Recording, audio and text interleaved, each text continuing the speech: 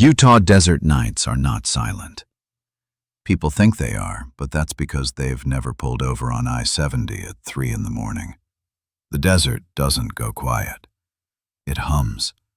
The air hums. The ground hums. The stars stare down like witnesses. Even the sagebrush shivers with a sound too faint for city ears. If you're out here long enough, you start to hear your own pulse feeding back from the rocks as though the earth is listening.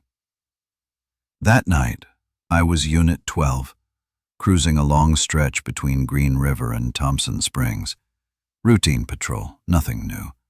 The kind of hours that crawl. My headlights carved tunnels through sage and sand, glinting off boulders that looked older than the world itself. I remember thinking the desert at night is less a landscape than an ocean. Flat, dark, endless, and more than willing to swallow you if you let it. The dash clock glowed steady, 3:12 a.m. Too late to be early, too early to be safe. That was when dispatch called in a disabled vehicle. Mile marker 178, no hazards. The voice on the radio came thin, chewed at the edges like the signal had crossed too much empty space before finding me. I answered by reflex. Unit 12, en route. My voice filled the cab, but the playback through the speaker didn't sound like me. It sounded slower, like it had traveled farther, like it was a copy being run through a recorder one too many times. The miles crawled, and then I saw it. Sedan pulled onto the shoulder beneath an overpass. No hazards, no dome light, just a faint white glow from inside, pulsing weak like a lantern low on fuel. My gut tightened. People out here don't waste light, not unless they mean to be seen. I slowed, angled my cruiser behind, bar lights bleeding the asphalt in red and blue. The reflections hit fog rolling low across the ground. Fog doesn't belong out here. Not this thick, not this still. I called it in, voice stiff. Central, I've got a vehicle at 178, no movement. The reply cut in before I released the button. Copy 178, proceed to clear. Except ticking faint like the car had just been driven. Then the windshield fogged. At first, just a smear, then a palm spread against the glass from inside. Another, then another. In seconds, the whole windshield blossomed with handprints, overlapping, pressing, sliding. Fingers splayed wide like they were clawing for air. The soft at first, then pounding, sharp thuds rattling the frame. My flashlight shook as I staggered back. Is somebody in there? My voice cracked. The knock stopped all at once. The silence afterward was worse than the sound. Long, stretched, too long. Crimson radio hissed awake. My voice bled through, doubled and shredded. Unit 12, already on scene, already cleared. Misinformation. I froze. I hadn't spoken. My lips hadn't moved. The dash clock glowed through fog behind me. 3:12 a.m. Still. Always. Telecommunications smeared, faded, vanished. Inside the sedan, nothing remained. No movement, no light.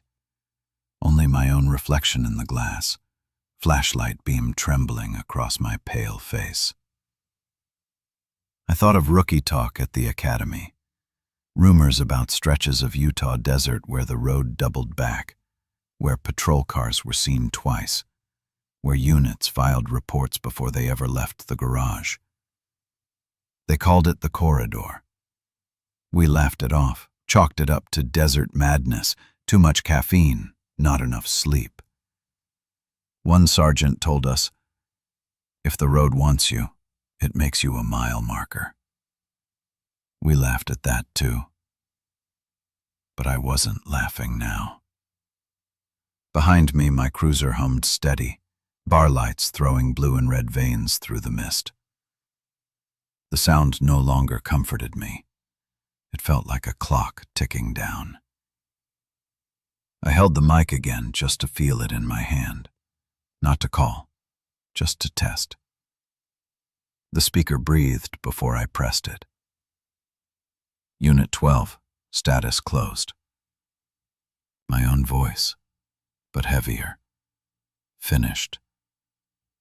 I dropped the mic, stepped back toward the open desert. I climbed back into the cruiser, slammed the door, and locked it. The sound echoed too loud in the silence, as though the desert were a room and I'd just disturbed it. My hand hovered on the ignition even though the engine was already idling. I didn't remember leaving it running, but the hum rolled steady beneath me, like the road itself had been waiting. I stared at the dash clock. 3:12 a.m. Still. Always. I rubbed my eyes hard, convinced I'd look back and see the minutes tick by, but the colon blinked steady, arrogant, like it was mocking me. Procedure said log the encounter, file the report. My gut said run. I compromised by shifting into drive. Tires spit gravel as I merged back onto I-70. The highway stretched ahead, pale paint glowing faint in my high beams. For the first 10 minutes, nothing happened. No cars, no signs, just the steady line of reflector posts, each catching my light, each blinking once before vanishing into the dark behind me. Then I noticed the first sign, green, looming from the fog. Exit 178, Thompson Springs. I nodded to myself. Familiar, nothing strange about it. I logged the mile marker under my breath like I'd done 100 times before. Another 10 minutes passed. Another sign rose from the mist. Same color, same size, same letters. Exit 178, Thompson Springs. My stomach pulled tight. Maybe a duplicate.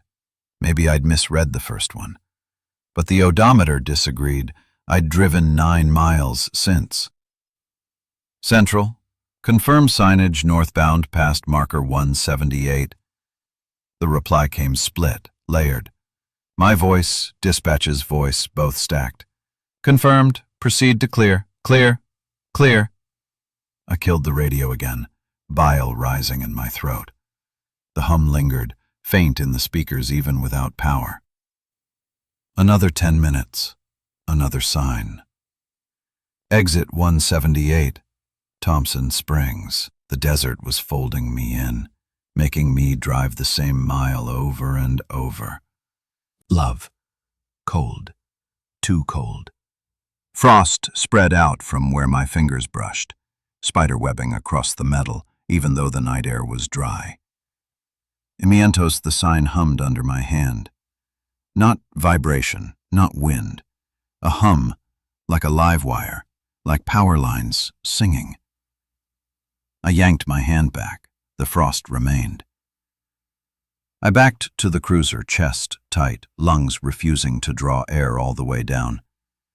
The desert pressed close, no longer wide and open, but narrow, suffocating, like the fog had walls. When I slid back behind the wheel, the radio lit red without me touching it. Unit 12, already logged. The phrase landed heavy. Already logged, past tense, like I'd been filed before the words even left my mouth. I slammed the shifter forward, tires squealing, headlights tearing open another slice of the same black desert. Signs whipped by, identical, all announcing Thompson Springs. Each one a verdict, each one a mile marker added to my ledger. The clock didn't move, still 3:12. I gripped the mic. Central, confirm time sync. My voice cracked. 3:12, 3:12, 3:12. The radio dissolved into a chorus of my own voice, layered, staggered, overlapping like echoes bouncing back from a canyon with no end. I snapped the radio from the cradle and hurled it onto the passenger seat. It kept glowing, kept listening. The next sign appeared. The next. The next. Exit 178, Thompson Springs. No matter how fast I drove, no matter how long the odometer ticked, the road spat me back into the same mile. The desert didn't stretch infinite. It folded, and I was already inside the crease. The road was swallowing me mile by mile. Every sign, every reflector, every sweep of the headlights across the sagebrush blurred into the same scene. It was less like driving forward and more like being reeled in, pulled along by something that had already chosen my route.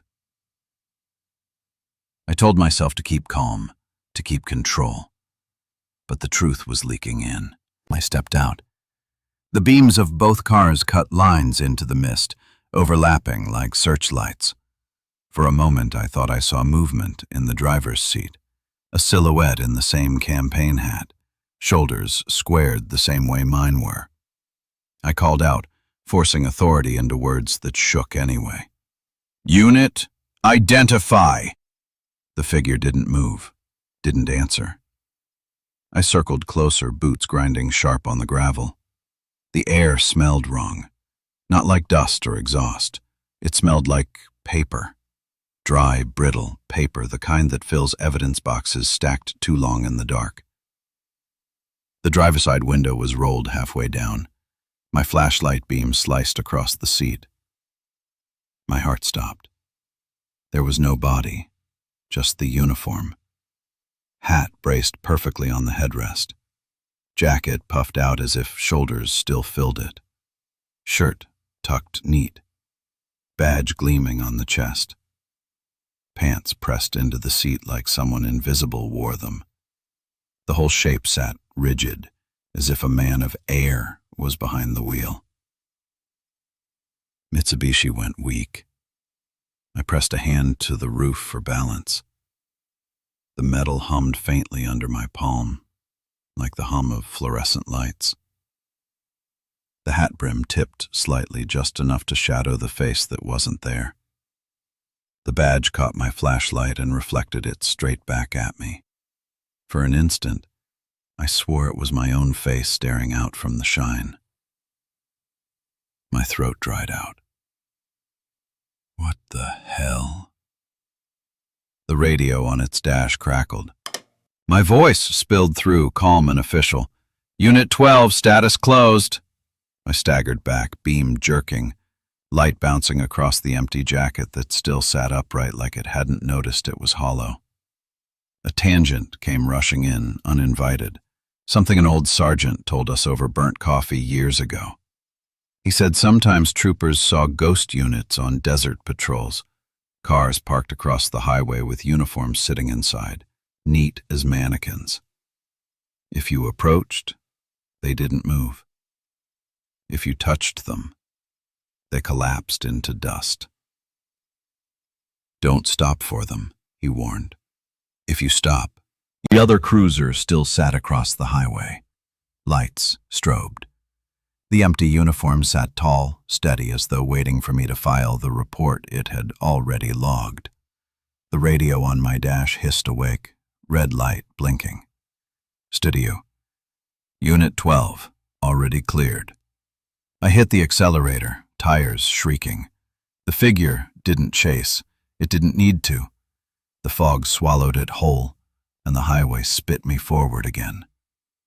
Only now I knew I wasn't just driving the corridor. I was driving toward my own replacement. The highway reclaimed me like nothing had happened.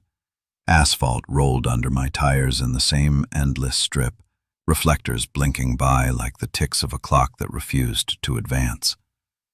I didn't look in the mirrors. I didn't want to see if the other cruiser still sat there, blocking lanes, waiting for me to fold into dust. But the silence was worse. Silence and hum. Constant, endless. I gripped the wheel tighter than I meant to. My hands hurt, my jaw hurt. I was clenching everything just to keep the fear from leaking out.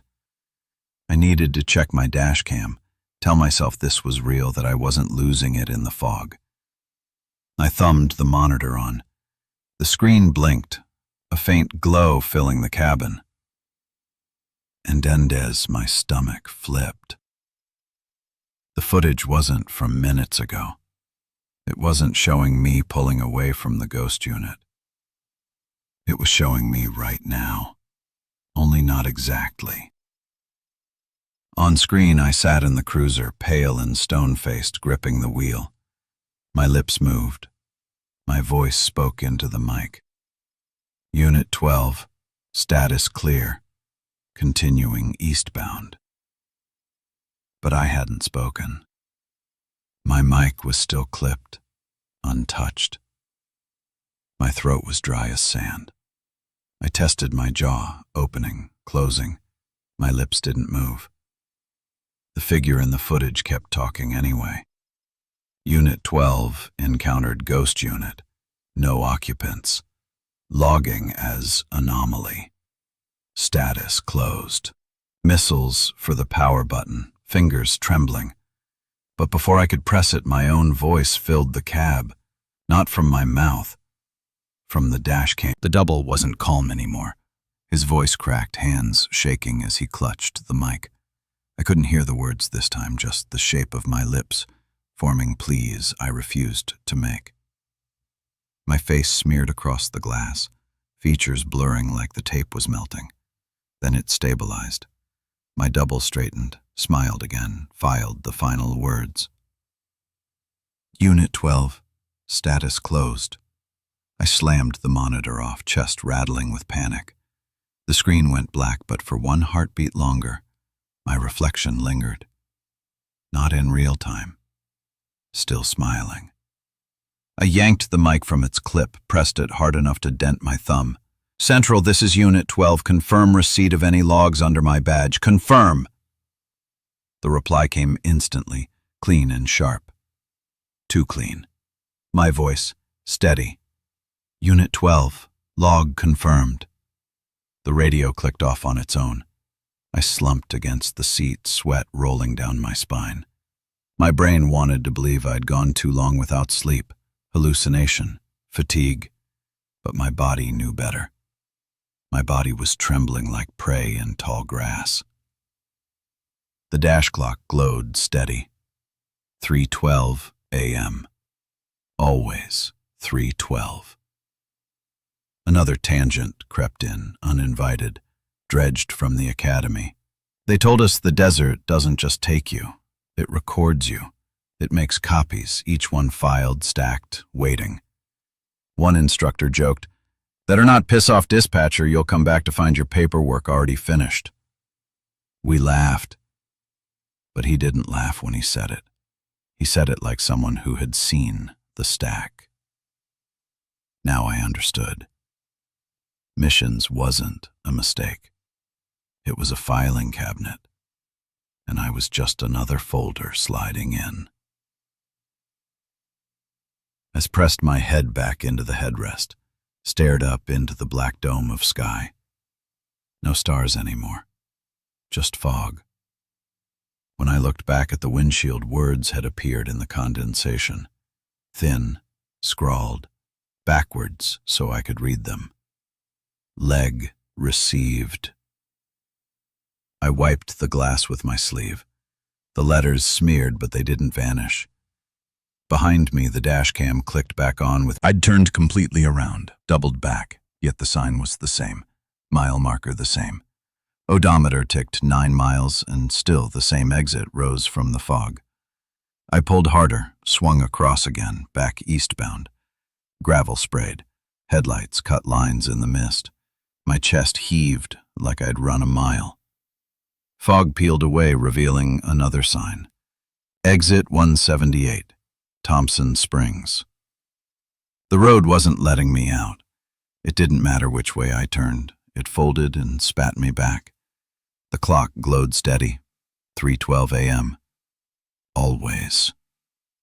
I slowed to a crawl, hands shaking on the wheel. I half expected another ghost unit to block my path, waiting with my badge number stitched across a hollow jacket. But the highway stayed bare. There and repeating. The silence chewed into me. Then the radio lit red again. My voice, but slower, warped. Unit 12, attempted reversal. Logged, logged, logged. I slapped the mic away, bile rising. The glow stayed steady. The odometer ticked forward. I told myself I'd count 10 miles, prove to myself the road wasn't looping. I locked my eyes on the numbers, sweat dripping down my neck. 9 miles later, the green glow returned. Simmons 178, Thompson Springs. I shimmered the brakes. Tires screamed. Headlights carved across the sign, frost crawling its surface like before, veins of ice spider-webbing even though the desert air was dry. The hum returned, low and steady. My pulse synced with it. I could feel the candle clawed its way back, something whispered at the academy during downtime, half joke, half curse. If you drive the same mile long enough, you don't just repeat it, you become it. The road doesn't need accidents or deaths. It eats time, and it eats you by the hour. I forced the memory out, pressed my palms hard to the wheel. The fog thickened, but it wasn't random anymore. It rose in straight vertical walls across the asphalt as though the highway itself had ribs. My headlights sliced through one wall, then another, and each time across desert brush. I would tear the cruiser apart before I let the road fold me again. But the ground tilted wrong. Tires spat gravel, then asphalt again. And there it was. Exit 178, Thompson Springs. No matter how far I ran, no matter how sharp I turned, the road chewed me up and spat me back into the same mile. The clock glowed steady. The fog pressed tighter. And I understood. The loop wasn't punishment. It was procedure. The corridor wasn't punishing me for trying to leave. It was logging my attempt, filing me as one more report in an endless stack. The radio clicked once, soft, final. Unit 12, loop confirmed. I couldn't breathe, couldn't move. The highway wasn't letting me go. It was keeping me. The loop wore me down mile by mile. I kept driving, circling, reversing, pushing until my arms ached and my eyes burned, but the signs never changed. The world wasn't moving forward. It was bending around me, folding me into itself like paper. Heaving, tires crunched gravel, headlights carving thin tunnels through fog. I killed the bar lights and sat there, cruiser dark, my breath fogging the glass in slow, panicked waves. Siblings pressed in. Not real silence. The kind you only get in courtrooms or archives. The silence of a place that already knows the outcome. Maga shut my eyes, pressed my forehead to the wheel. For a moment, I thought if I refused to look, if I just stopped acknowledging the signs, maybe the road would let me slip away. Then I heard it. Consolation, not the hum, not static. Something else. Slow, deliberate. Crunch of gravel, close enough to the cruiser that the vibration passed through the chassis. I froze, every muscle locked, lungs refusing to pull air. I lifted my head, eyes sliding to the side mirror. A figure walked along the shoulder coming from behind. Jumped so hard my head cracked the roof. The sound wasn't loud, but it carried wrong, echoing inside my skull instead of outside. Another knock, and another. Steady rhythm, like someone filling out a form. Check, check, check. My own reflection in the fog mouthed words. Log received. The silhouette outside shifted. No breath fogged the glass, no eyes gleamed beneath the brim. Just emptiness where my face should be. The knocks grew louder. I slapped the gear into drive and floored it. Tires screamed, gravel sprayed. The silhouette didn't chase. It didn't need to. Armstrong cleared as I sped forward. Reflection reset, but the memory of it smiling before I could smile was burned into me like frostbite. The radio came alive, layered with my voice and dispatches, tangled into one. Unit 12, duplicate confirmed, status closed. I screamed over it. Shut up! Shut up! Static swallowed my words whole. The green glow rose again ahead. Exit 178, Thompson Springs. Always. And I knew Chapter 1 of my patrol was finished, filed, stamped. I wasn't just trapped in the corridor. I was being duplicated, one version at a time. I thought I'd gotten used to the hum. The endless folding miles, the repeated exits, the rhythm of tires on asphalt. Monotony turned nightmare. I thought maybe if I held tight enough to routine, to training, I could ride the corridor like a wave and not let it drown me. Then the radio spoke again. At first it was just a whisper under the static, the way voices sometimes hide in white noise when you're tired. I almost ignored it. But the syllables curved familiar, soft in a way dispatch never sounded. I turned the volume knob without thinking. Michael? The voice hit me like a blow. I slammed the brakes, cruiser jerking against the shoulder. Gravel rattled under the tires. My hands shook against the wheel. Nobody had called me Michael over the radio in my life. Not in uniform, not on patrol. But my mother had. Her voice seeped through the static, raw with the same tenderness I'd grown up with. Michael, are you tired? You need to rest. I pressed the mic with a trembling thumb. Central, repeat last transmission. My voice answered back, cold. Unit 12, logged, proceed to clear. Then her voice bled in again, overlapping mine, weaving around it like vines choking a wall. Michael, you're driving too late. You always push yourself. You should come home. My chest collapsed. I stared at the radio like it was alive, like it had grown teeth. This wasn't fatigue. It wasn't a trick of the ear. It was her. Immigration hard.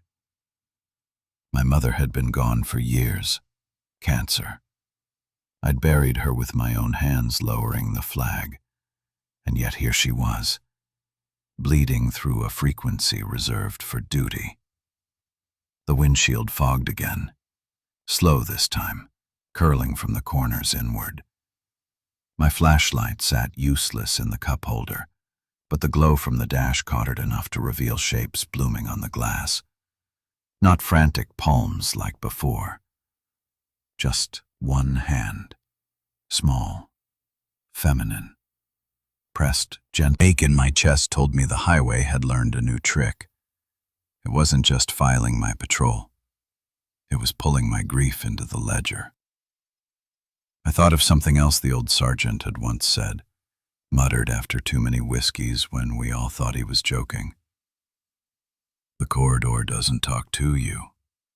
It talks through you. And if it finds a crack, it'll use the people you miss most. I laughed with the rookies then. Nobody was laughing now. The radio crackled again. This time it was just her. No overlap, no distortion. Clear as if she sat in the seat beside me. Michael, please, turn back. Tears burned my eyes. I gripped the wheel so hard my nails cut my palms. You're dead. You're dead. You're dead. You're alive. The dash clock blinked. 3:12 a.m. Still. I slammed the accelerator, tears streaking down my cheeks. The hum rose louder under the wheels, sinking with my heartbeat, sinking with the static. Voice faded into the noise. Not gone, just waiting. Buried like a seed. And I knew the truth. The corridor didn't need to scare me with doubles or ghosts. It just needed to open the wounds I couldn't close. The highway was writing me into itself, one grief at a time. Missions, poles bled together. My eyes burned, my throat scraped dry, but the cruiser kept gliding forward as if the tires no longer needed me to steer. I tried the radio 3 more times, cycling channels, begging for a dispatch tone, for any sign of a human voice that wasn't mine. Nothing. Missions. Until something. Immigration, just the faint cough of static breaking into syllables. Then the words sharpened, threaded into form. Unit 12, status. I reached for the mic too fast, hand shaking. Central, this is 12. Confirm you hear me? The reply came instant, strong, perfect. Yes, we hear you. Relief bubbled in my chest, quick and filed. Unit 12, proceed to clear. Unit 12, status closed. Over and over, until the cab throbbed with the weight of it. I clapped both hands over my ears, screamed raw. Stop! Stop! The voices didn't stop. They echoed inside my skull, vibrating my teeth, rattling my bones. I slammed my head back against the headrest, desperate to drown them out. But it was worse when I shut my eyes. Because behind my eyelids, I saw them. Not dispatchers, not troopers, not ghosts. Just me. Dozens of versions of me, faces overlapping, mouths open in unison, speaking, chanting, filing. Their eyes empty sockets, each one reflecting back the red glow of the radio light. Hawed the mic from its cradle and hurled it against the windshield. Plastic cracked, spiderwebbing the glass.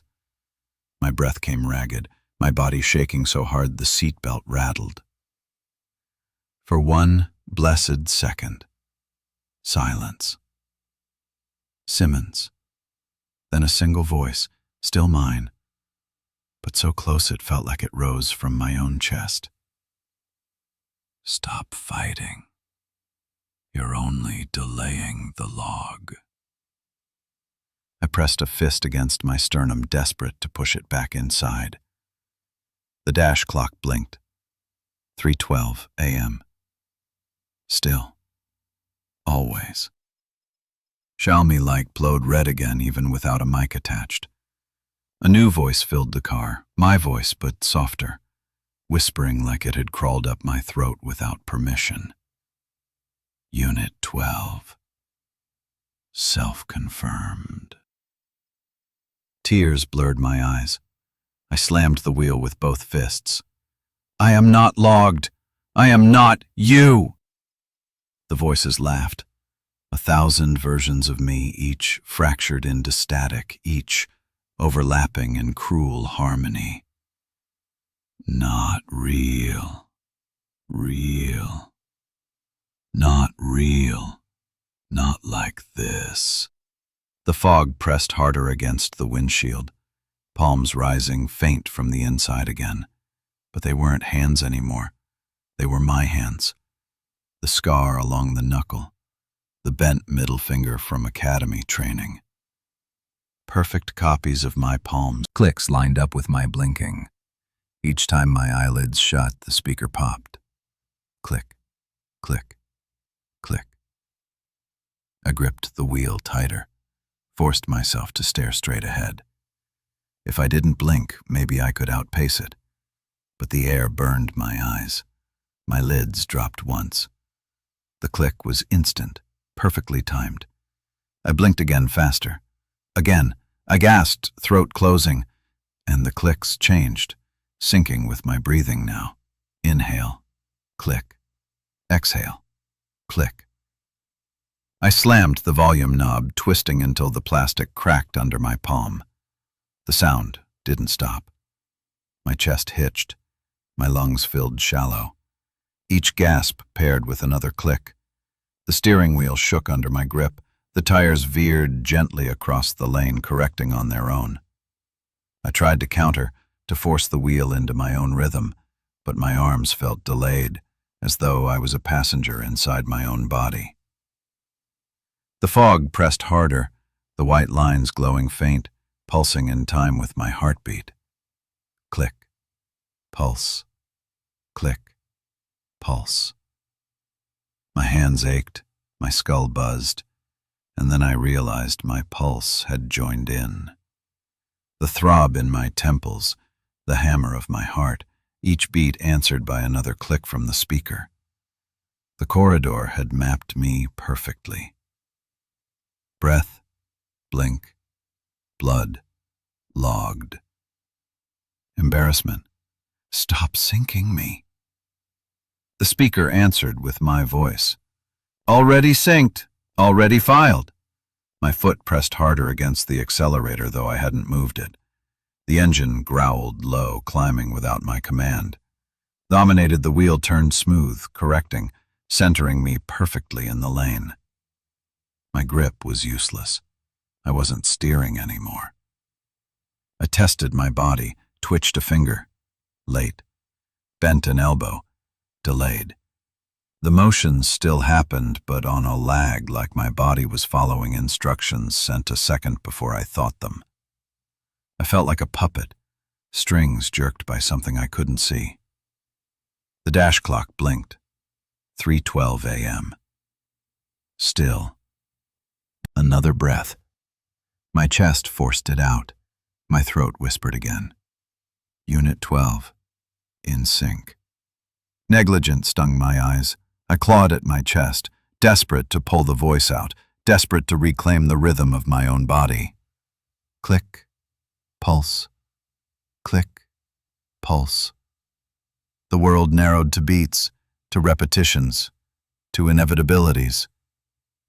I wasn't breathing. I was logged. The liches faded, but the rhythm didn't leave me. My chest still rose and fell in time with it. My heart still thudded against the steering wheel like it had been synced to a metronome I couldn't escape. The car drove steady, smoother than I ever had, hugging the lane like a machine programmed for perfection. I tried to fight it, forced my foot to press the brake. For half a second, the pedal resisted. Then it slammed back down on its own, my ankle twisting painfully as if the highway had decided my hesitation was irrelevant. The wheel shifted slightly left, correcting against a gust of fog. My hands clung uselessly. My body wasn't driving anymore. It was just along for the ride. The fog rippled against the windshield. Not random, not natural. The white tendrils pulled into lines, perfect, vertical, rising like pillars through the night. Each column of mist stood evenly spaced, marching forward in rhythm with the lane markers. I blinked against the burn in my eyes. For a moment the fog thinned and I thought I saw movement in the pavement itself. Dark shapes flowing just beneath the asphalt, pacing me stride for stride. I leaned forward, heart pounding. They were legs, not shadows cast, not tricks of light. Actual figures walking beneath the road as though it were glass. Dozens of them. Uniforms crisp, hats brimmed low, duty belts swinging at their hips. Troopers. Their boots hit the underside of the asphalt in perfect rhythm. The sound bled into the cab, faint but real, as though my cruiser had joined their march. I whispered hoarse, "God, no." They walked in unison, each one perfectly spaced, each one moving like they had nowhere else to go. The accelerator. The car surged forward. The shadows beneath didn't falter.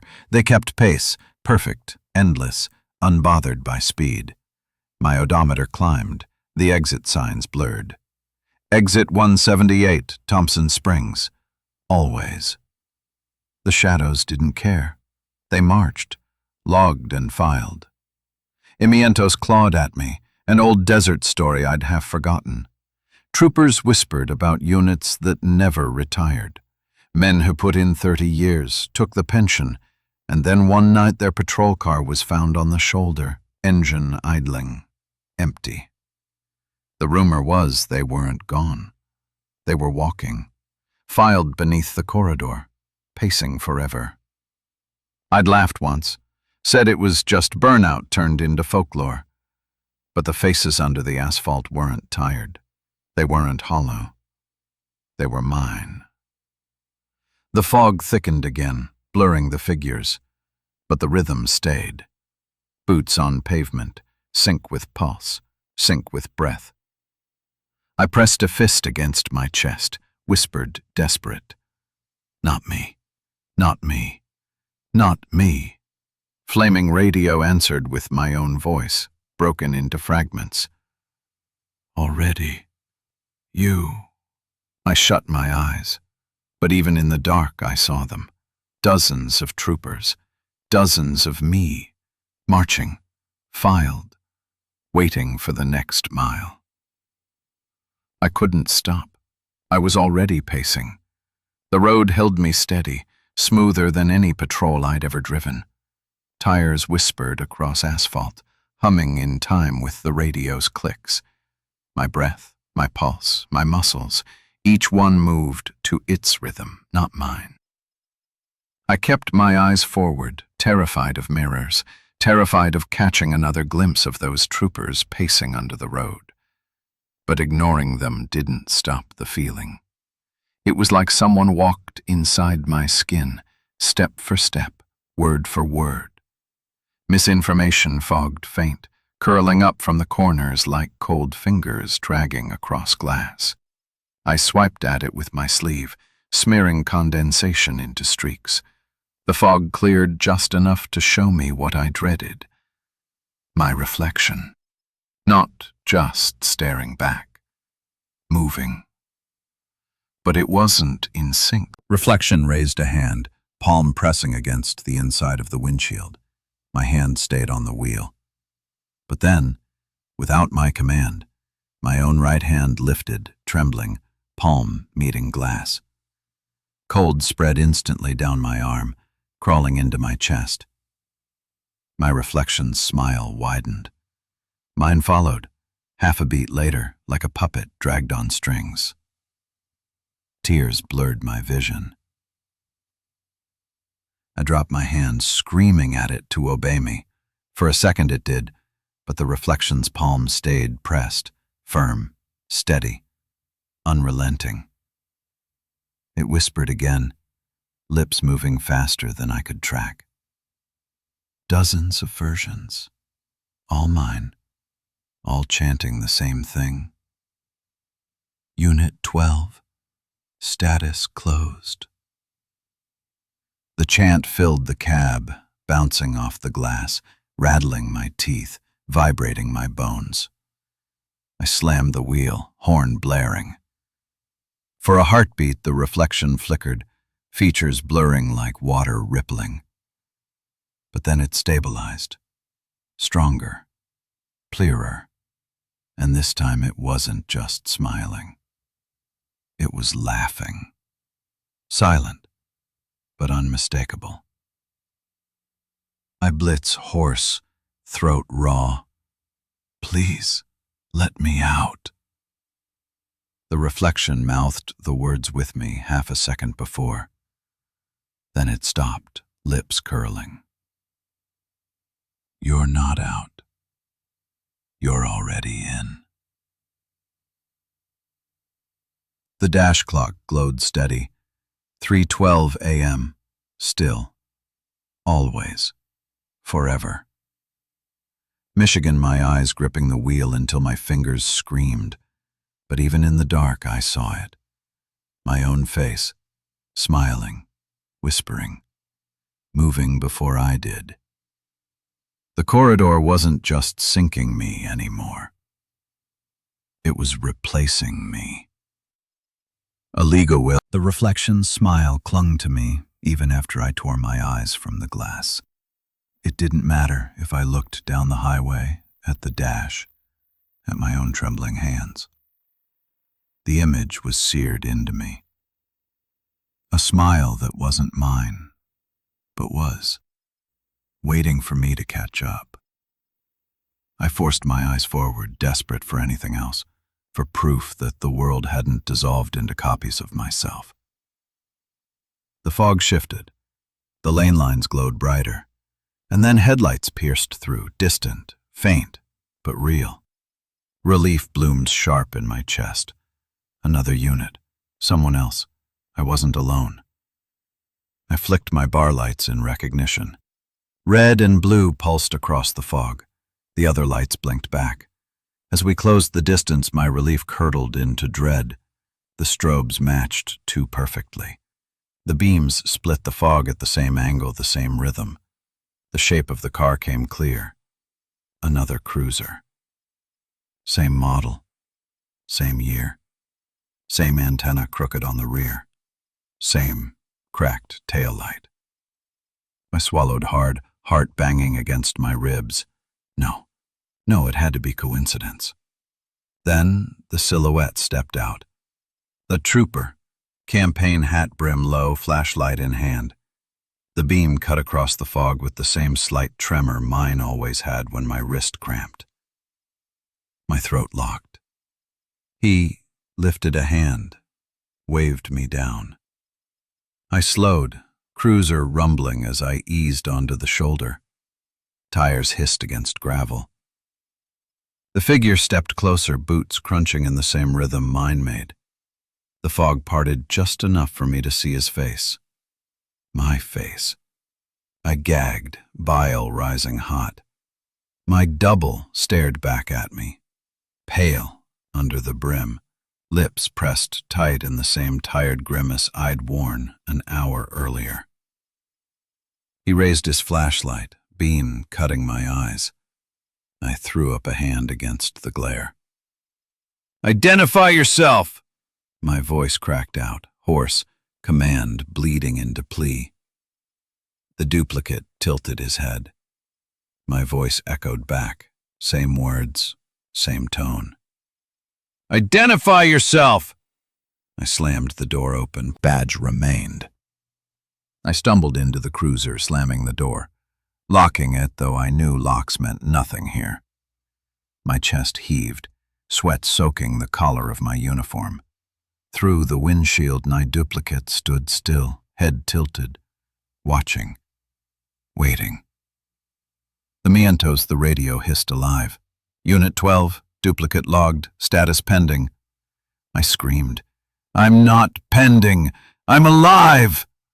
But my duplicate smiled again, and this time, he moved first. I couldn't keep my eyes on him. The duplicate stood too still, too calm, every twitch of his lips and tilt of his head predicting my own. Looking at him was like staring at the end of a sentence I hadn't finished writing. I squeezed the wheel, muttered to myself, "It isn't me. It isn't me." But the highway didn't care what I believed. The fog shifted, peeled back just enough for me to see the duplicate turn. He walked toward the shoulder, steps crunching in that same rhythm. For one heartbeat, I thought he'd vanish into the mist, dissolve like the reflection. Instead, he stopped beside his cruiser. He leaned down, opened the driver's side door. And what I saw sitting there made my stomach twist until I thought I'd be sick. Miss the uniform. Perfectly arranged. Campaign hat perched square on the headrest. Jacket puffed out like shoulders still filled it. Shirt tucked tight. Pants creased sharp. Boots planted square on the mat. Badge gleamed on the chest, polished brighter than mine had ever been. But there was no body. The jacket sleeves hung empty, the collar gaped, the hat tipped forward as though resting on a skull that wasn't there. The shape held together anyway, propped up by nothing, filled with air or worse. My knees weakened. I slammed a palm against my dash to steady myself. The duplicate stood motionless beside it, as though waiting for me to take a closer look. I shook my head, whispered through clenched teeth, "No, not mine. Not me." The badge caught my headlights, the nut itself, air rushing out like a balloon deflating. Jacket crumpled, pants folded, boots tipped. Dust spilled across the seat, gray and fine, rising in a cloud before settling silent. Only the badge remained, glinting in the light. It rolled forward, clinking sharp against the metal lip of the seat before tumbling to the pavement. The duplicate crouched, picked it up and held it out to me. I shook my head, heart slamming. Don't you give that to me." Him smiled. The same tired smile. The same smile the reflection had worn. He dropped the badge into my palm. It burned cold, searing through my glove, biting into flesh. I screamed, tried to fling it away, but it stuck, clung, fused to my skin as though it had always been mine. The duplicate whispered again. "Unit 12, status closed." The badge sank deeper into my hand, heavier now, like a stone pressed against my bones. The fog surged in, swallowing the duplicate, swallowing the cruiser, leaving me alone in the hum of the highway. Patu stayed, weight dragging down my arm. Numbers etched deeper than metal. Mine. Always mine. The badge burned against my palm, heavy as stone. No matter how hard I tried, I couldn't drop it. My fingers had locked shut, knuckles bone white, as if the weight had fused straight into my tendons. The air smelled like dust and old paper, dry enough to choke me. I staggered back against my cruiser, chest heaving, every breath dragging the taste of archives down my throat. I lifted my hand, desperate to pry the badge loose. The numbers gleamed faint in my headlights. My numbers. My name etched above them. Smith was wrong. It rippled. Like ink still wet. Like ink to jagged shapes I couldn't read, curves and lines that looked older than the English language. The symbols twisted across the metal, pulsing faint, syncing with my heartbeat. Click, pulse, click, pulse, collars whispered in unison. Filed, filed, filed. I slammed a fist against the dash, sobbing. "No, I'm not one of you." The chorus rose louder, closer. Filed, filed, filed. The badge in my palm throbbed, syncing with their chant. My wrist ached, veins straining as though the weight of it was dragging blood backward into the metal. The windshield fogged, slowly, deliberately. Letters etched themselves across the glass, curling from the inside out. Sidewalk, filed. I clawed at the fog, smearing it with my sleeve, but the words burned through, glowing faint like embers. Nientris, my reflection, appeared in the streaked glass. Not pale, not broken. Calm. Uniform crisp, badge polished. My reflection nodded once, lips moving before mine. Welcome to the file. The empty uniforms stepped closer, boots scuffing gravel, though no legs filled them. The air thinned, each breath harder to pull, as though the corridor itself was taking back the oxygen it had loaned me. The badge pulsed once more, and then it spoke. Not through the radio, not through the reflection. Through the metal itself, vibrating against my bones. Unit 12. Status filed. My hand dropped limp against the seat. My voice cracked open. And without meaning to, without wanting to, I whispered back, "Filed." The fog swallowed the uniforms whole. The road stretched bare again, like nothing had happened. But the badge stayed. Cold, heavy. Mine. Always mine. That badge clung to my palm like a parasite. No matter how much I twisted my wrist, shook my hand, scraped it against the seat, it wouldn't fall away. The edges dug into my skin, deeper, sharper, as though it had teeth. My knuckles were white, veins bulging, every tendon in my hand screaming against the weight. It didn't just through bone, spilling out of my chest. I clamped both hands over my mouth, fighting it, nails digging hard enough to draw blood. No, that's not me, that's not... But my lips moved anyway. Logging. The badge pulsed again. Symbols rippled across its surface, black etchings bending into shapes I couldn't read. Not English, not letters, twists and curves that looked older, carved into metal that shouldn't hold them. They glowed faintly, syncing with my heartbeat. Click, pulse, click, pulse. The radio lit red, catching the same rhythm. My voice, official, calm. Exit 178, Thompson Springs, duplicate sighted, filed. Mission screamed hoarse. "Stop making me say it!" But my throat moved on its own. Filed. Shame burned hot at the corners of my eyes.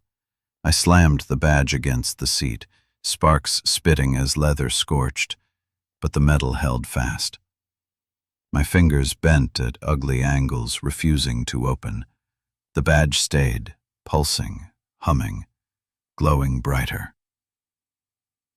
The fog outside shifted, not random this time, not natural. Crimson it peeled away in strips, revealing rows on either side of the highway. Uniforms. Dozens of them. Jackets puffed full, hats perched neat, belts cinched, empty. No bodies, no faces, just shells, lined up like jurors waiting for a verdict. They didn't move, didn't breathe, but their collars hissed in unison. File, file, file. The sound wasn't loud, but it wrapped around my skull like pressure, like a migraine blooming behind my eyes. I pressed my forehead into the steering wheel, sobbing. I'm not one of you. I'm not filed. The badge burned colder, biting through glove and flesh, fusing deeper. The symbols pulsed faster. And then I remembered an old trooper story, one we all laughed at. They said when an officer died in the searing cold straight into my chest. Unit 12. File the breath. My lungs locked. No air. My throat scraped dry. I fell against the dash, gasping soundlessly, chest caving under invisible weight. The chant rose louder. Filed. Filed. Filed. My vision blurred, stars bursting behind my eyes. I clawed at my throat, desperate. And then, against my will, I inhaled. Slow, heavy, perfect. Filed. The breath the badge forced into me didn't stop. My chest rose slow, deliberate, deeper than my body wanted. When it exhaled, the air scraped raw, leaving my throat shredded. It wasn't me breathing anymore. It was the file breathing through me. The chant outside swelled. Filed, filed, Filed. The empty uniforms leaned closer, hats shadowing the hollow space where eyes should have been. Their collars hissed like pages turning in an old archive, words spoken without lungs, without flesh. And then I saw him. Through the fog down the highway, a single figure broke away from the rows. He walked steady, boots crunching gravel, arms limp at his sides. At first I thought he was just another duplicate of me. Same hat, same jacket, same gait. But when the fog thinned, I saw the difference. His uniform sagged. The fabric was yellowed, seams frayed, badge dulled with time. His boots were cracked, heels worn down from a march that never ended. He was older. Not in years, no wrinkles marked his face, but in decay. He stopped in the center of the road, hat brim low, and lifted his head just enough. And I recognized him. I didn't know his name, not exactly, but I knew his face from an old photo on the wall of the station. A trooper gone missing 20 years back. Everyone said he'd walked into the desert and never returned. They gave his family a folded flag. Now, in my palm burned colder, searing my bones. And then the truth cracked open. That's what filed meant. It wasn't just a word. It wasn't just paperwork. It was an ending, an erasure. A man reduced to a hollow jacket and a pile of dust on the shoulder of an endless mile. "No," I croaked, clawing at the badge fused to my skin. "Not me. I won't end like that. I won't." My reflection slid across the windshield again, lips moving a second before mine. "You will." Tears blurred my vision. The dust on the road shifted, forming faint shapes. Faces pressed into the gray, hundreds of them, mouths open in silent screams. The badge pulsed once more, heavy enough to drag my arm down against the seat. Unit 12, pending status. Filed, mismatch, closed in tighter. Boots scuffed gravel, hats dipped lower. I backed against the seat, shaking, whispering over and over. "Not me, not me, not me." But the corridor didn't need my belief. It had already shown me my fate. Smith. Filed. Filed. The badge throbbed against my palm, cold now, like ice carved from bone. My lungs dragged air in ragged bursts. Each inhale synced to a rhythm I no longer owned. The windshield fogged again, faint words curling from the corners. Status pending. Napped. If the corridor wanted my eyes, my voice, my breath, then I'd take them away. I'd strip it of the things it was using. I gritted my teeth, pressed both hands to the wheel, and shut my eyes. Darkness swallowed me. The hum of the cruiser rose louder, pressing against my ears. I floored the accelerator, engine roaring. Tires screamed as they fought the asphalt. The car surged forward into blackness. My chest hammered, my knuckles ached. I counted seconds in my head. 1, 2, 3, 10, 30. I whispered through clenched teeth, "Different mile. Different mile." When I opened my eyes, my heart stopped. The fog parted. Exit 178, Thompson Springs. I slammed the brakes, chest slamming into the wheel. The sign glowed green, frost crawling across the metal as if mocking me. I pounded the dash, shouting hoarse, "I didn't look! I didn't look!" The radio clicked once, My own voice calm. Unit 12, eyes logged. No! I clawed at the mic, nails cutting into plastic. I shut them! I shut them! The reflection in the windshield smirked back a half-second earlier than me. Logged. Tears burned my eyes. I tried again. I threw the shifter into reverse, stomped the pedal. Tires shrieked, cruiser jolting backward into fog. My chest rattled with every bump as I prayed I'd back into something new. Anything new. But the road stayed smooth. The reflectors blinked by. And when the fog cleared, the sign stood there. Exit 178. Thompson Springs. Behind me this time. The corridor didn't need my direction. It didn't need my sight. It could fold me any way it wanted. Endless. Their lips didn't move, but mine did. Slow, deliberate, not mine. Unit 12, corridor stable. Mile confirmed. Status logged. The words slid out of my throat like oil. I hadn't thought them. I hadn't formed them. My lips shaped them on their own, my tongue dragging against my teeth as though it belonged to someone else. I clutched my jaw with both hands, pressing hard enough to bruise. Stop. Stop using me. But my mouth opened again, louder this time, firmer, like a man dictating notes. Unit 12, attempted reversal unsuccessful. Visual anomalies confirmed. Status closed. Negligence, bile rising hot, but the voice didn't falter. It spoke over me, through me, reporting every failure, every detail of the night. My hands trembled uselessly against my own face, as though I could hold the words in.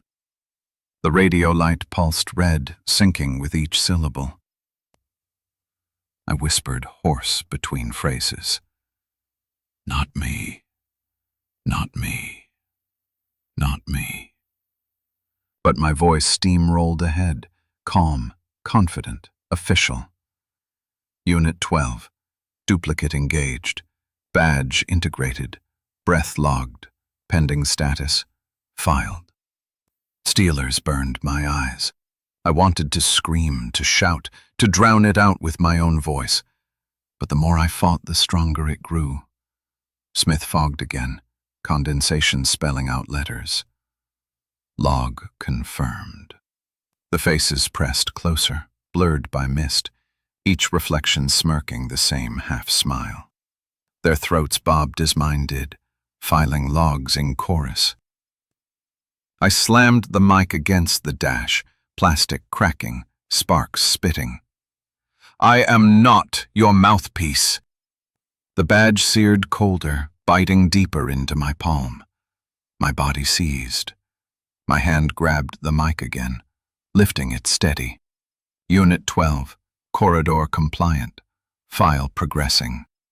I sobbed, words spilling over the official cadence. That's not me. That's not me. Unit 12, corridor stable. Unit 12, duplicate confirmed. Unit 12, filed. Unit 12, closed. The words overlapped until they blurred into noise, into static, until I couldn't tell which one was me, if any of them were me at all.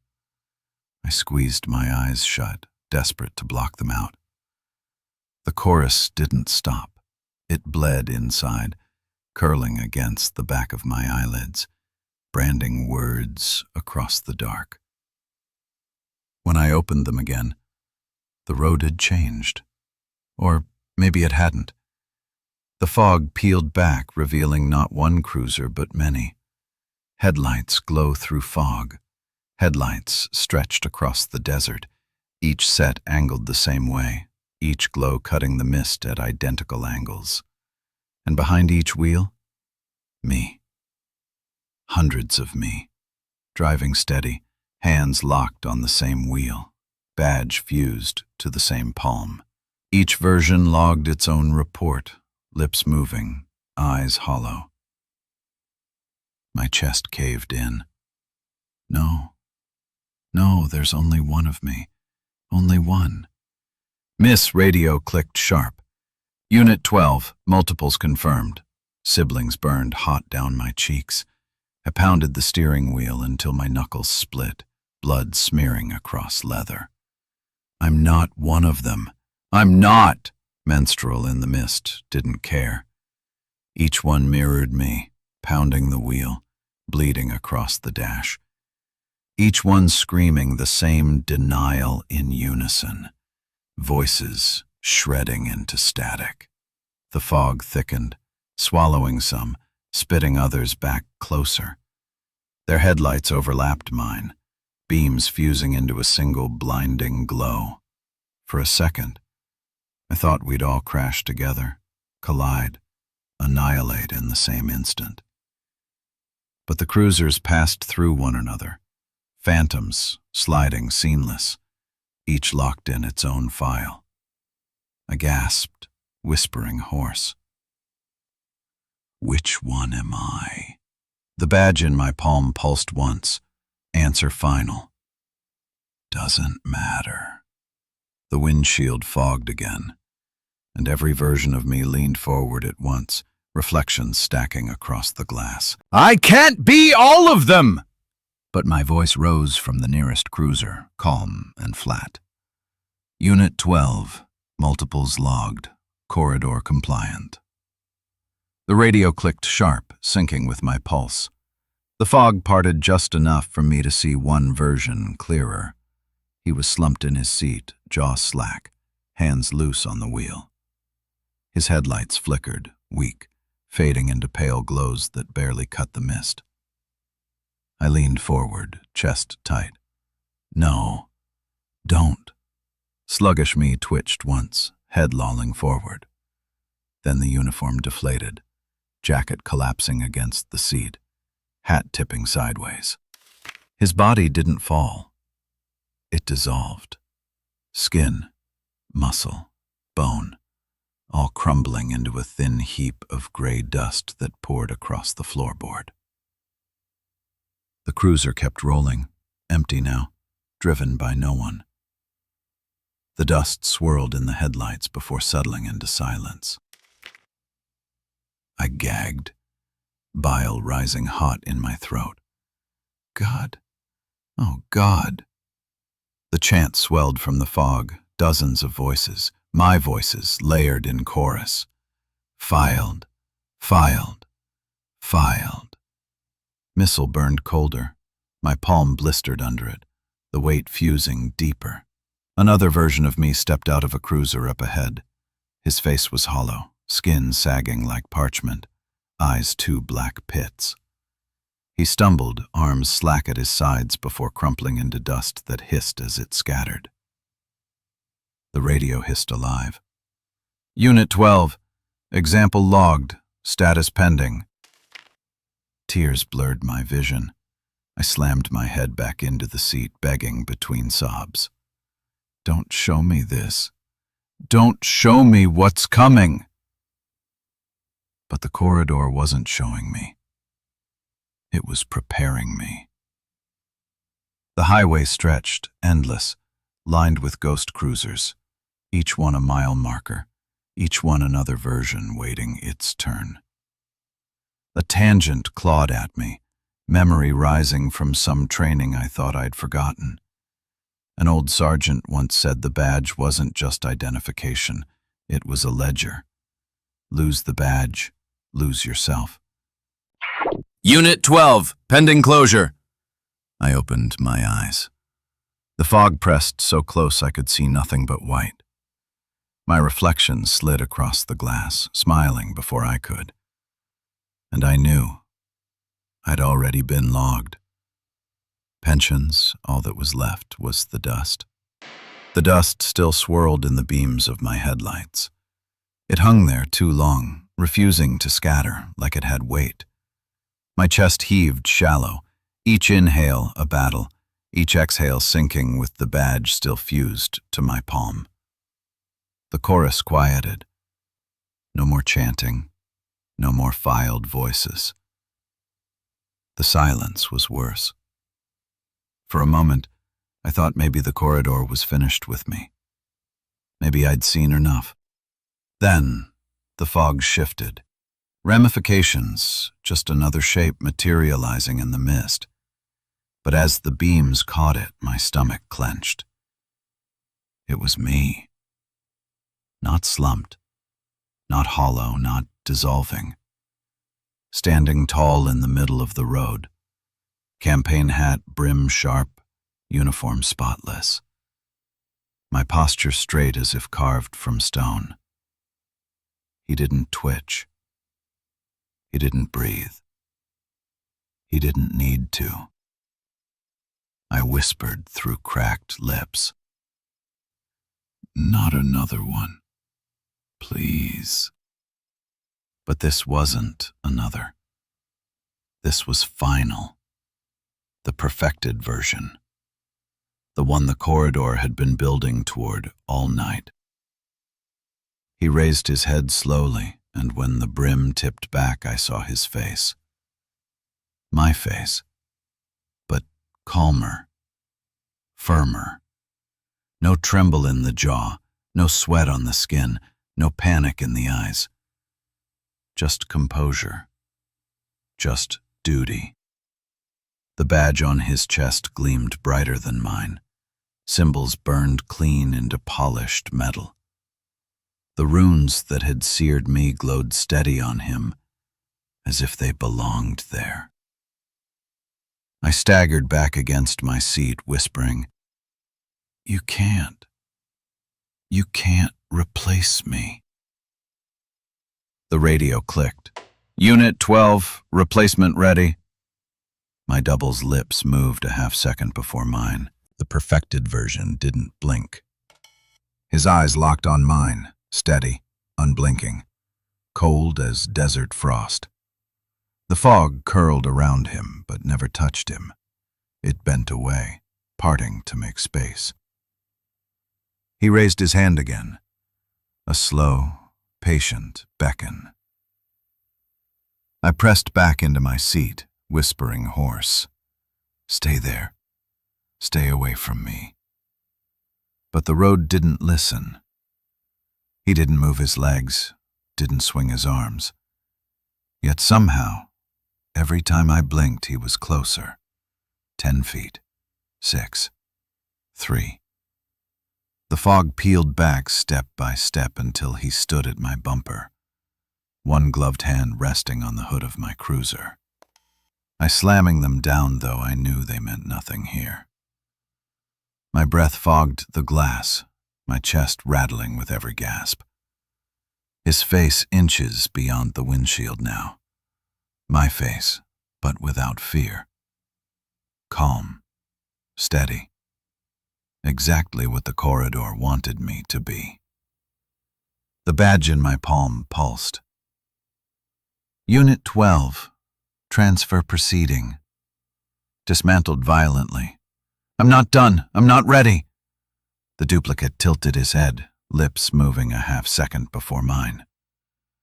"You already were." I screamed raw, fists pounding the wheel until blood smeared the leather. "I'm not giving you my life!" But the wheel turned under my hands anyway.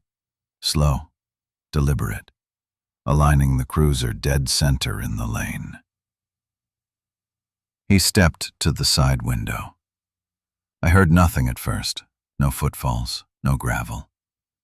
But then, faint and wrong, the sound came late, as though the corridor wanted me to hear them after he'd already arrived. His face appeared at my window, hat brim low. My own eyes stared back at me. He didn't knock. He didn't need to. The badge in my palm pulsed again, colder, fusing deeper. The door lock clicked open, by itself. "No," whispered, pressing both hands against the glass. In the passenger seat, posture perfect, uniform spotless, hat brim low. The next, he was overlapping me, his calm expression floating just a breath away from my own face, like two transparencies stacked together. I whispered, cracked and hoarse, "Get out. You don't belong here." His lips moved first, then mine followed. "I do." The wheel turned slightly, smooth as glass. My hands stayed glued to it, but I wasn't steering. His hands overlapped mine, steady, precise, guiding the cruiser down the lane. The radio clicked. "Unit 12, transfer ongoing, file stabilizing." Missiles had, sweat burning my eyes. "You're not me. You can't be me." But his reflection in the windshield was perfect. No sweat, no blood on the knuckles, no tremor in the jaw. Just calm, steady eyes that didn't flinch. I blinked, and for a moment I wasn't in the driver's seat anymore. I was leaning against the glass, cheek pressed cold to the window, watching him drive. The seatbelt cut across his chest. The badge gleamed from his uniform. My body was there, but I was drifting, weightless, pulled further from the wheel every breath. I tried to scream, but the sound came out thin, distant, like it was traveling through two radios before reaching the air. He didn't even look at me. He just drove. The hum of the engine deepened, resonating in my ribs. The tires whispered across asphalt in perfect rhythm. It was the sound of a patrol logged, closed, finished. For a heartbeat, I thought of old highway stories. Troopers swore sometimes you'd see a cruiser pass you late at night. No lights, no engine rumble, just gliding along the shoulder. You'd wave, but the driver never waved back. Some said it was burnout. Some said ghosts.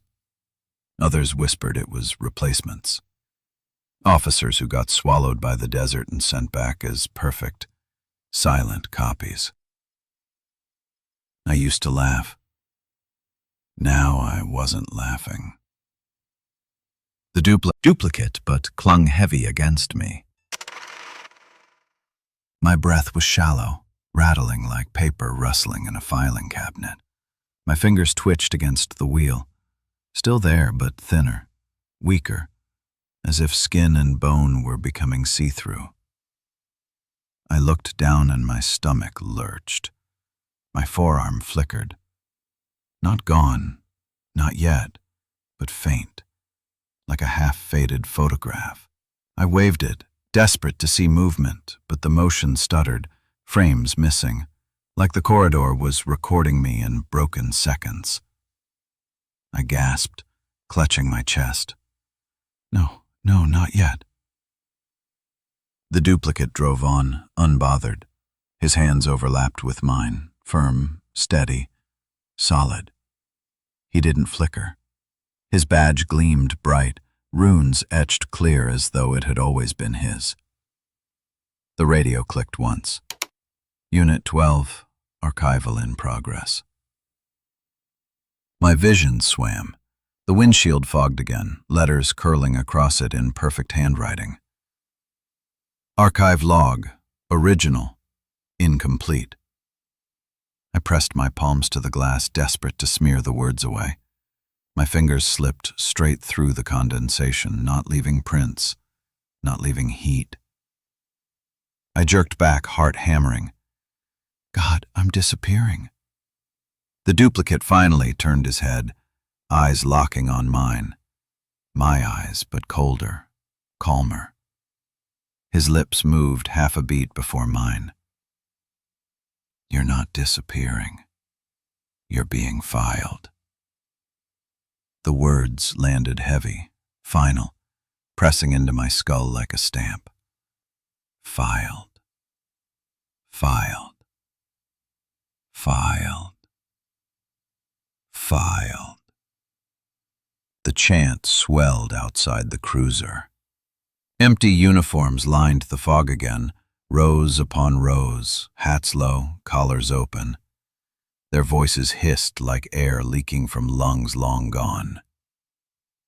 Filed, filed, filed. I shook my head until my vision blurred. I won't go like them. I won't end as dust. But my forearm flickered again, wrist bones glowing faint beneath skin before fading back to... The file had closed, and I knew mine was almost there. The hum of the cruiser deepening stad. The hum of the cruiser deepened, resonating through the seat, through my ribs, through the badge welded to my palm. My body still flickered in and out of solidity, but worse than that was the sound, or rather, the lack of it. I opened my mouth to scream. Nothing came out, not even a rasp. My throat strained, cords pulled taut, chest heaving. Silence. The duplicate sat steady in the driver's seat, hands firm on the wheel. My hands overlapped, trembling. His jaw worked in rhythm, lips shaping words I couldn't force out. And then I heard it. My voice. Not in my head, not from my mouth. From the radio. Dispatch overlap. URI Novlavel nearing completion. Original muted. The sound was perfect. Tone, inflection, cadence. Me. But not me. Mission's tears blurred my vision. I clawed at my throat until skin tore under my nails, desperate to force anything out. A cough, a scream, a single word. The badge pulsed once, symbols glowing faint blue now instead of white. Silence filed. I shook my head violently, chest rattling as I tried to gulp air.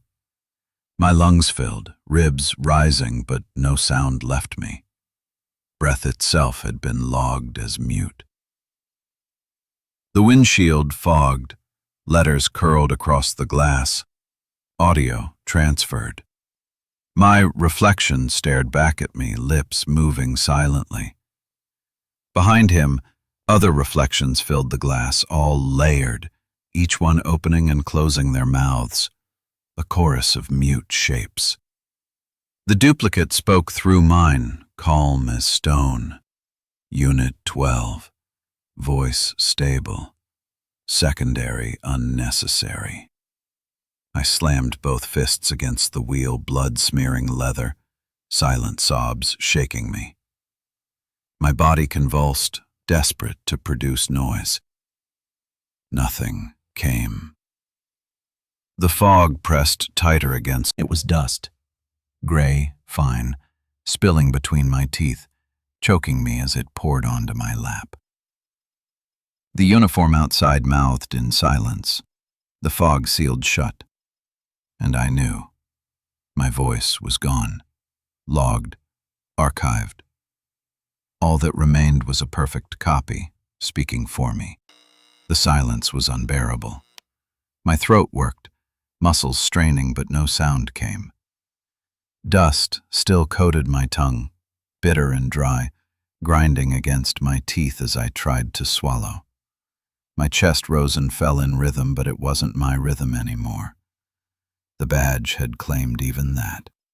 The duplicate drove, steady hands on the wheel, eyes fixed on the road. My eyes, my hands, my posture. Perfect, compliant, logged. I slumped against the window, body trembling. My reflection stared back at me from the glass, lips moving just before mine, calm and silent. It didn't matter if I tried to resist. He was ahead of me, always ahead. The radio clicked once. Unit 12, transfer complete. File stabilized. Stripping break down my face. I mouthed words no one would hear. I'm still here. Don't close me out. Immigration fogged again. Words etched themselves across the condensation, sharp and final. Status. Closed. The uniforms outside the cruiser didn't chant this time. They bowed. Hats dipped low, collars opening wide like the filing drawers of an infinite cabinet. Rows upon rows disappearing into fog. The duplicate's hand overlapped mine one last time before peeling it gently from the wheel. He didn't look at me. He didn't need to. His face in the glass told me everything. Calm. Ready. Logged. My body flickered. Hands, arms, chest, all phasing in and out of solidity. Each pulse left less of me behind. My edges blurred, my breath thinned. The badge pulsed in my palm, colder than ice, until it burned straight through. For a second I saw bone glowing faint beneath skin. Then dust spilling across the floorboard. The badge clattered against the seat, rolling once. But instead of dissolving, it slid across the console and pinned itself to the duplicate's chest. It fit perfectly. The radio clicked again, voice calm, final. Unit 12, status closed. The dies stayed forward, steady. He exhaled once, not with strain, not with fear, but with calm. A perfect patrol. The cruiser rolled on through fog that bent only for him, headlights cutting clear as dawn. And me? I was gone, filed. The desert highway was silent when they found the car. A lone cruiser idling on the shoulder, engine humming low, lights off, tires cooling against the asphalt. The clock on the dash blinked steady. 3:12 a.m. The deputy who pulled over swore later that the air around it was colder than the night deserved. He said his breath fogged as soon as he stepped out, though the desert air should have been dry. The legal side door was ajar. The cabin smelled wrong.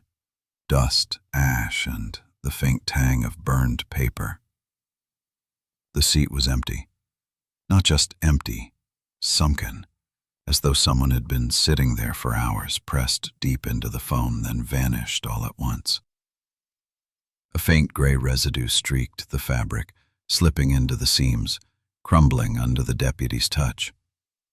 No footprints on the shoulder, no tracks in the dirt. Just a car waiting on an endless mile. The radio hissed softly. The deputy leaned in, pressing the mic. Central, I don't know what I've got. Cruiser's here, but the static broke. A voice crackled through, calm, even, familiar. Unit 12, corridor clear, status closed. The deputy froze, staring at the empty seat. The mic in his hand vibrated faint, a low hum threading into his bones. He dropped it, stumbling back, chest hammering. He swore the badge on the dash gleamed once in the glow of the radio light, though no badge should have been left behind. The cruiser kept humming, idling, waiting, and the radio whispered again. Filed. The deputy left it there. He never wrote the report. Some things, he said later in hushed tones, didn't belong in writing. Some things weren't meant to be logged.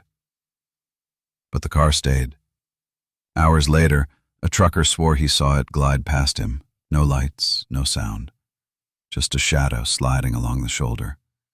Driver sitting tall, hat brim low. He thought nothing of it until he realized the engine hadn't made a sound. And when he checked his clock, it read 3:12 a.m.